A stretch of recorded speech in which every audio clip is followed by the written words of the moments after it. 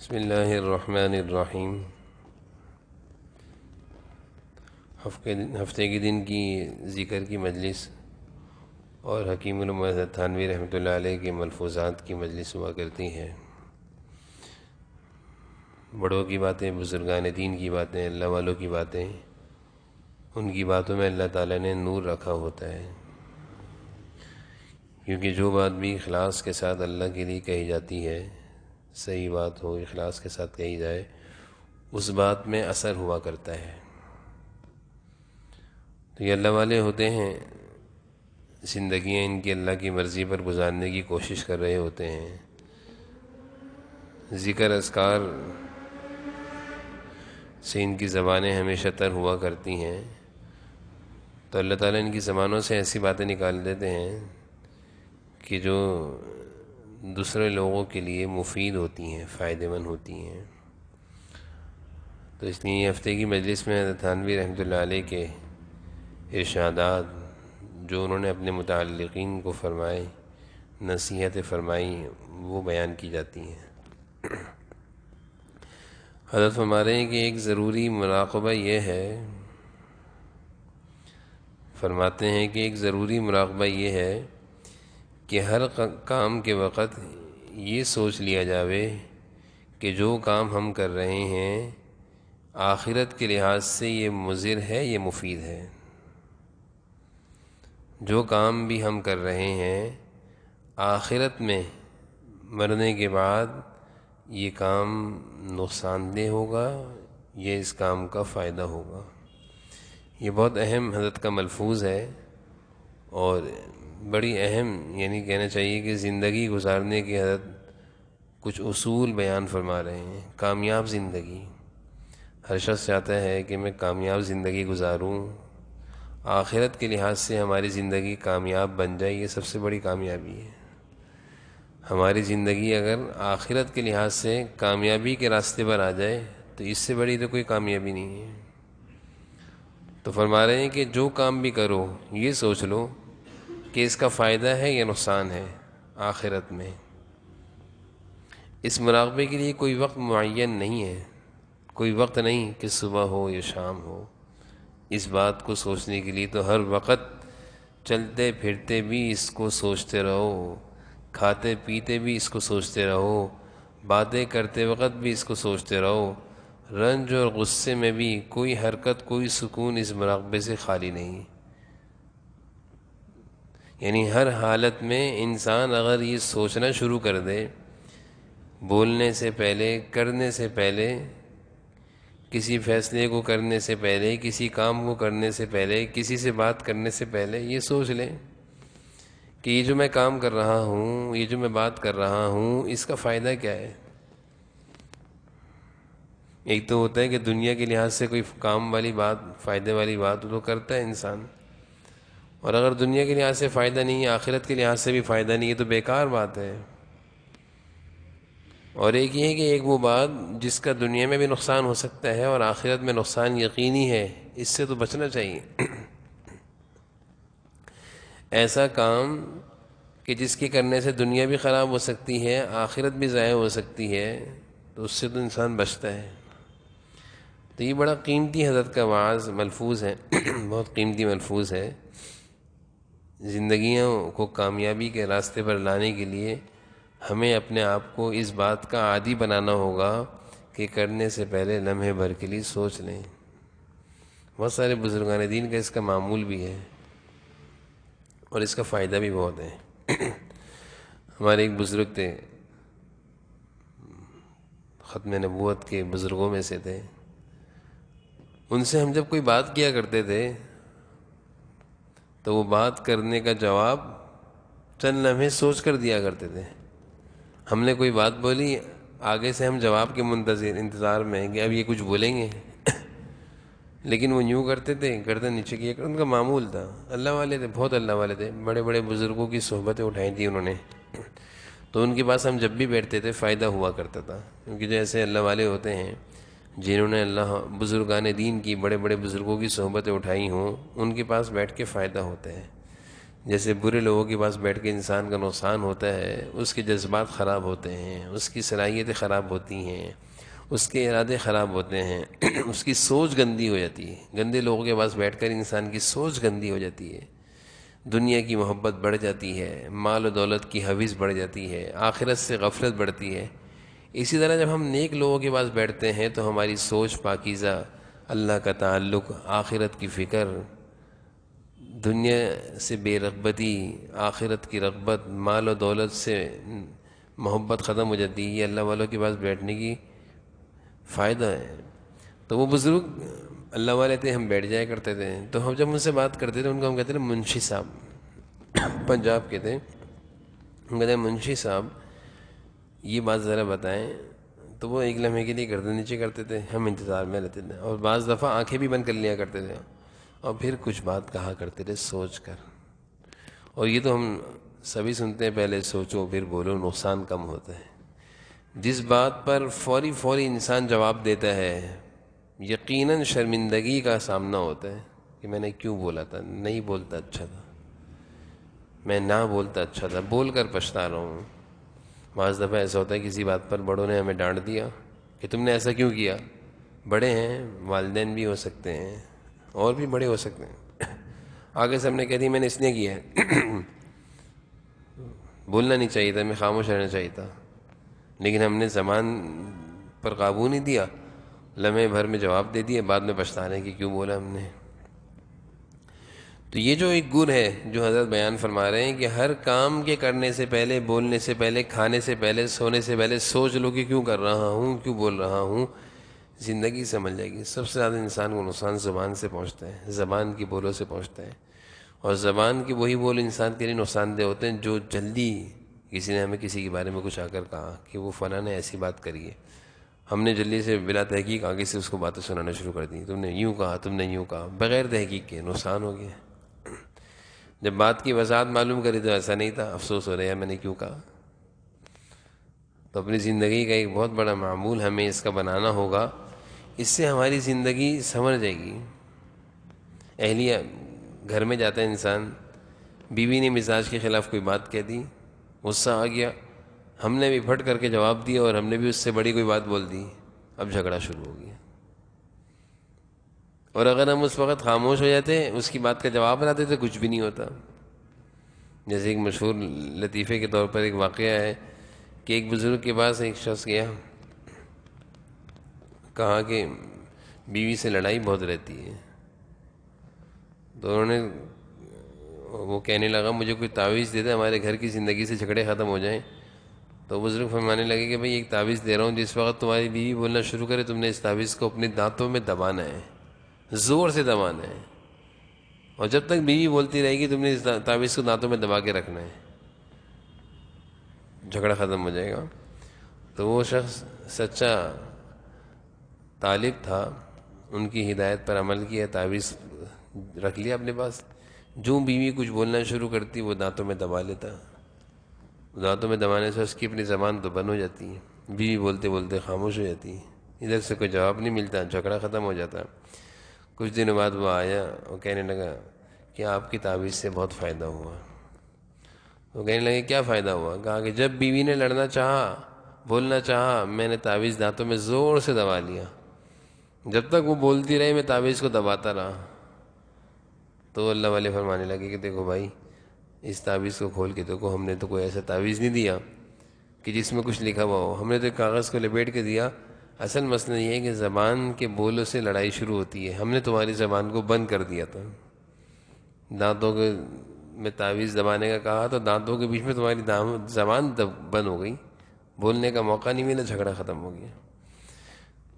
یہ اللہ والوں کی باتیں ہوتی ہیں، بہت قیمتی حضرت کا یہ ملفوظ ہے کہ ہر کام کے کرنے سے پہلے، چلنے سے پہلے، پھرنے سے پہلے، سوچنے سے پہلے، کھانے سے پہلے، بولنے سے پہلے یہ سوچ لو کہ جو میں کام کر رہا ہوں، جا رہا ہوں، بول رہا ہوں، کھا رہا ہوں، باتیں کر رہا ہوں، اس کا کیا فائدہ ہے؟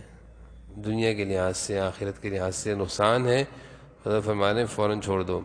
اس کا فائدہ یہ ہوگا کہ انشاءاللہ حضرت فرما رہے ہیں انشاءاللہ اللہ تعالیٰ اول تو گناہ ہوگا ہی نہیں، اول تو گناہ ہوگا ہی نہیں، کیونکہ جب ہم سوچیں گے کرنے سے پہلے تو غلط کام ہوگا تو یقینی بات ہے چھوڑ دیں گے، کیوں کریں میں یہ غلط کام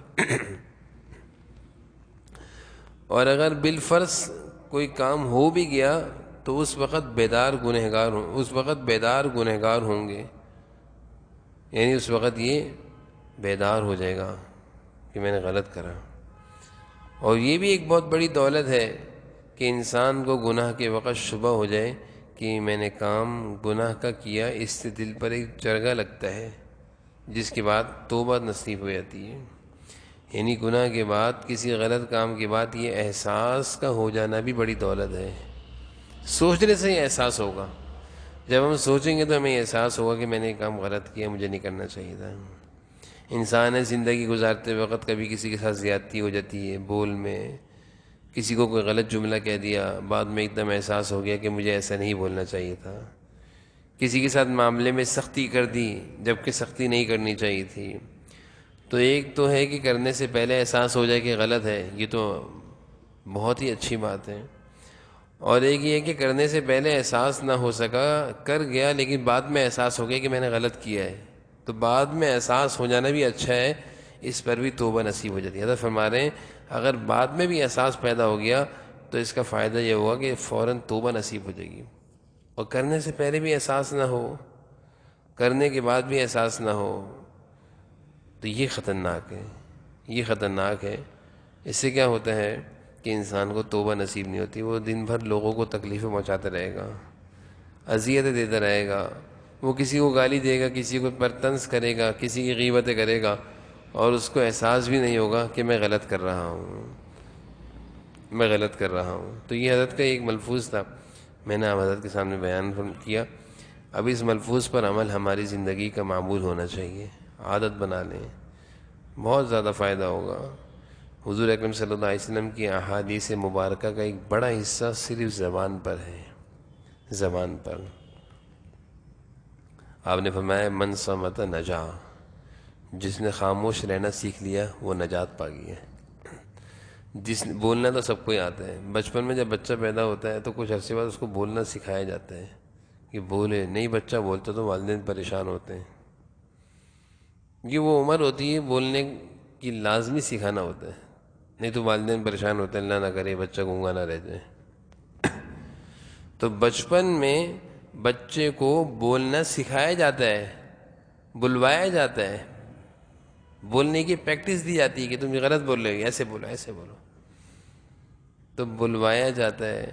لیکن جب انسان بچپن سے بڑا ہوتا ہے تو اتنا بولتا ہے کہ اس کو پھر وہ خاموش رہنا سکھایا جاتا ہے، پھر اس کو خاموش رہنا سکھایا جاتا ہے۔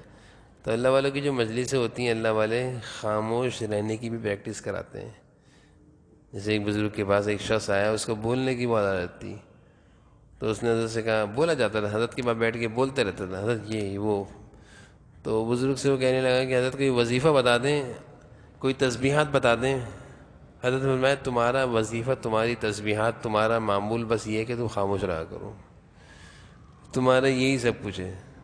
جیسے کوئی بزرگ کے پاس ہم جاتے ہیں تو تسبیحات بتاتے ہیں، میں ہم نے صبح تسبیحات، یہ تسبیح کرنی ہے، شام میں یہ تسبیح کرنی ہے، استغفار اتنی مرتبہ، درود شریف اتنی مرتبہ، تیسرا کلمہ اتنی دفعہ۔ تو وہ شخص جب حضرت سے کہنے لگا کہ کوئی وظیفہ بتائیں مجھے بھی، میں بھی آپ کے پاس وقت لگانے آیا ہوں، تو وہ فرمانے لگے تمہارا وظیفہ یہ ہے کہ تم نے خاموش رہنے کی پریکٹس کرنی ہے۔ تو میں یہ کہہ رہا ہوں کہ بچپن میں بچوں کو بلوایا جاتا ہے، بولنے پر مجبور کیا جاتا ہے، بولنا سکھایا جاتا ہے، صحیح کو غلط کیا جاتا ہے۔ لیکن جب یہ بچہ بچپن سے بڑے سے جوان ہوتا ہے تو یہ اتنا بولتا ہے کہ پھر اس کو خاموش رہنے کی پریکٹس کرائی جاتی ہے۔ جناب نبی کریم صلی اللہ علیہ وسلم کی جو ارشادات ہیں، آپ نے فرمایا من صمت نجا، اب خاموش رہنے کی پریکٹس کروا رہے ہیں آپ صلی اللہ علیہ وسلم کی، جو خاموش رہے گا وہ نجات پائے گا۔ بچپن میں بچے کو بلوایا جاتا ہے، اور جب بچہ بڑا ہوتا ہے اور بولنے کی عادت زیادہ پڑ جاتی ہے تو اب اس کو خاموش رہنے کی فضائل بیان کیے جا رہے ہیں۔ من صمت نجا، جو خاموش رہا وہ نجات پا گیا۔ ایک حدیث میں آپ صلی اللہ علیہ وسلم نے ارشاد فرمایا ہے، کامیابی کے گر بیان فرمائے تین، ان میں سے ایک گر یہ تھا اپنی زبان کو قابو میں رکھو۔ ایک موقع پر ابو بکر صدیق رضی اللہ عنہ اپنی زبان کو مروڑ رہے تھے، پکڑ کے مروڑ رہے تھے، اور حضور صلی اللہ علیہ وسلم کی اس ارشاد کو پڑھ رہے تھے کہ بہت سارے لوگ جہنم میں اس زبان کے بل، اس منہ کے بل، اس زبان کی وجہ سے ڈالے جائیں گے۔ ابو بکر صدیق حضور صلی اللہ علیہ وسلم کے صحابی رسول، انبیاء علیہ السلام، حضور صلی اللہ علیہ وسلم کے بعد اگر کسی کا مقام ہے تو ابو بکر صدیق کا مقام ہے، اتنا اونچا مقام، اور ہر وقت حضور صلی اللہ علیہ وسلم کے ساتھ رہے، معیت کا حق ادا کیا ابو بکر صدیق نے، ساتھ رہنے کا حق ادا کیا، چھوڑا نہیں کسی حال میں حضور صلی اللہ علیہ وسلم کو، ہر حال میں۔ یعنی سب سے مشکل گھڑیاں حضور صلی اللہ علیہ وسلم کی ہجرت کی گھڑیاں تھیں، غار ثور کی گھڑیاں تھیں، اس گھڑی میں بھی ابو بکر صدیق آپ کے ساتھ تھے۔ تو ابو بکر صدیق نے حضور صلی اللہ علیہ وسلم کی رفاقت کا، معیت کا حق ادا کر دیا، ساتھ رہنے کا حق ادا کیا، چھوڑا نہیں کسی حال میں۔ اتنا زیادہ ساتھ رہنے والے ابو بکر بھی اتنے پریشان ہیں اس زبان کے بول سے، اور اس زبان کو مروڑ رہے ہیں۔ کیوں ابو بکر ایسا کیوں کر رہے ہو؟ کہ میں نے اپنے محبوب صلی اللہ علیہ وسلم سے سنا کہ بہت سارے لوگ جہنم میں اس زبان کی وجہ سے منہ کے بل پھینکے جائیں گے، زبان کا غلط استعمال، بے قابو زبان، بے قابو۔ تو اپنے آپ کو ہم خاموش رہنا بھی سکھائیں، پریکٹس کیا کریں۔ حضرت مفتی شفیع صاحب رحمۃ اللہ علیہ کتنے بڑے مفتی اعظم پاکستان، پھر ان کے بیٹے مفتی تقی عثمانی صاحب دامت برکاتہم، کتنے بڑے اللہ والے ہیں، کتنے بڑے عالم۔ ایک دفعہ مفتی شفیع صاحب رحمۃ اللہ علیہ غالباً اپنے استاذ کی خدمت میں گئے، تو ان کے استاذ نے کہا شفیع، یہ ہندوستان کا واقعہ ہے، غالباً ان کے استاد مولانا اعزاز علی صاحب تھے، بہت بڑے اللہ والے تھے، وہ بھی بہت بڑے عالم تھے۔ تو وہ کہنے لگے شفیع آج ہم دونوں نا عربی میں باتیں کریں گے۔ مفتی شفیع صاحب فرمانے لگے کہ حضرت عربی تو ہم اس طرح روانگی سے نہیں بولیں گے جیسے ہم اردو بولتے ہیں۔ تو فرمانے لگے جبھی تو عربی میں بات کریں گے، تاکہ بولنے سے پہلے سوچنے پڑے گی کہ اس جملے کی عربی کیا ہے، کیونکہ ہم تو اردو بے سوچے سمجھے بولتے ہیں نا، ہماری مادری زبان تو اردو ہے، تو اردو بولنے سے پہلے سوچنا تھوڑی پڑتا ہے۔ ہم کسی سے کوئی بات بولتے ہیں پہلے اردو بنائیں گے، نہیں، ایک دم زبان پہ چل پڑتا ہے جملہ، اور عربی بولنے کے لیے پہلے سوچنا پڑے گا کہ اس جملے کی عربی کیا ہے، جیسے انگلش بولنے کے لیے پہلے سوچنا پڑتا ہے۔ تو مفتی شفیع صاحب فرماتے ہیں کہ ہمارے استاد فرمانے لگے آج ہم عربی میں بات کریں گے۔ کیوں؟ اس لیے کہ ہم اردو میں بات کرتے ہیں نا، بے سوچے سمجھے بہت ساری بیکار باتیں بول دیتے ہیں، نہیں بولنا چاہیے۔ عربی میں بات کریں گے تو ہر جملے کو بولنے سے پہلے اس کی عربی بنانے پڑے گی، تو بنانے میں ٹائم لگتا ہے، یعنی جملے بنانے میں ٹائم لگتا ہے۔ بہت کم لوگ ہوتے ہیں جن کو زبانوں پر، دوسری زبان پر بہت زیادہ مہارت حاصل ہوتی ہے کہ وہ فر بولتے ہیں، لیکن اکثر لوگ جانتے ہیں انگلش، بہت سارے لوگ جانتے ہیں لیکن ایک دم نہیں بولتے، سوچ سوچ کر بولتے ہیں۔ تو حضرت نے فرمایا کہ ہم عربی میں بات کریں گے اس لیے کہ بات کرنے سے پہلے سوچنا پڑے گا، مقصد حل ہو گیا۔ حضرت تھانوی رحمۃ اللہ علیہ کیا فرما رہے ہیں؟ بولنے سے پہلے، کرنے سے پہلے سوچو پھر بولو، غلطیوں سے بچ جاؤ گے، گناہوں سے بچ جاؤ گے۔ اللہ کرے ہم حضرت کے اس وعظ پر، حضرت کا جو یہ ملفوظ ہے، اللہ تعالی ہماری طبیعت، ہمارا مزاج ایسا بنا دیں کہ ہم بغیر سوچے سمجھے کوئی بات نہ کریں، پہلے سوچیں۔ بالخصوص جب ہم بڑوں سے بات کر رہے ہوں اس وقت تو بہت دیر سوچنا چاہیے، الفاظ بنانے چاہیے کہ ہمارے بڑوں کے مناسب الفاظ کون سے ہیں، والدین اور اس کے علاوہ۔ تو بڑوں سے بات کرتے وقت تو الفاظ کا چناؤ بھی کرنا چاہیے کہ میں جو یہ الفاظ بڑوں کے سامنے بولوں گا یہ بولنے کے قابل ہے یا نہیں ہے۔ ایسا تو نہیں کہ میں نے یہ بات بولی اور بڑوں کی بے ادبی ہو جائے، اس لیے اس سے اور زیادہ احتیاط ہوگی کہ بڑوں کے سامنے بولنے سے پہلے سوچ لینا۔ تو حضرت کا یہ ملفوظ تھا، میں دوبارہ سے اس کو پڑھ دیتا ہوں تاکہ یاد دہانی یاد تازہ ہو جائے کہ حضرت فرما رہے ہیں کہ ایک ضروری مراقبہ یہ ہے کہ ہر کام کے وقت یہ سوچ لیا جاوے کہ جو کام ہم کر رہے ہیں یہ آخرت کے لحاظ سے مفید ہے، یہ مضر نقصان دہ ہے۔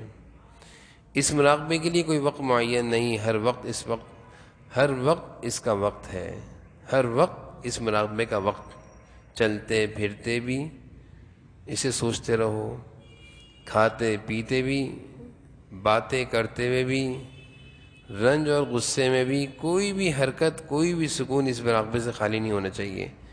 یعنی اس مراقبے کے کرنے کا کوئی وقت نہیں، ہر وقت اس مراقبے کا وقت ہے. یعنی چلتے پھرتے، سوچتے، کھاتے پیتے، بولتے، ہر ہر وقت ہر کام میں اس کو سوچنا کہ جو میں کر رہا ہوں، جو میں بول رہا ہوں، آیا یہ بولنا فائدہ مند ہے یا نقصان دہ ہے. اگر یہ بولنا بیکار ہے، نقصان دہ ہے تو بچنا چاہیے. اگر اس بولنے کا فائدہ ہے تو پھر احتیاط سے مناسب جملوں کا استعمال کرتے ہوئے ضرورت کے بقدر بولنا چاہیے. ضروری بات بھی ضرورت کے بقدر بولنی چاہیے. ضروری بات زیادہ بولنا بھی یہ بھی غلط ہے، اس کا بھی خیال کرنا چاہیے. اللہ تعالیٰ ہمیں حضرت کی ارشادات پر خوب عمل کی توفیق نصیب فرمائے. ذکر کی مجلس ہوئے.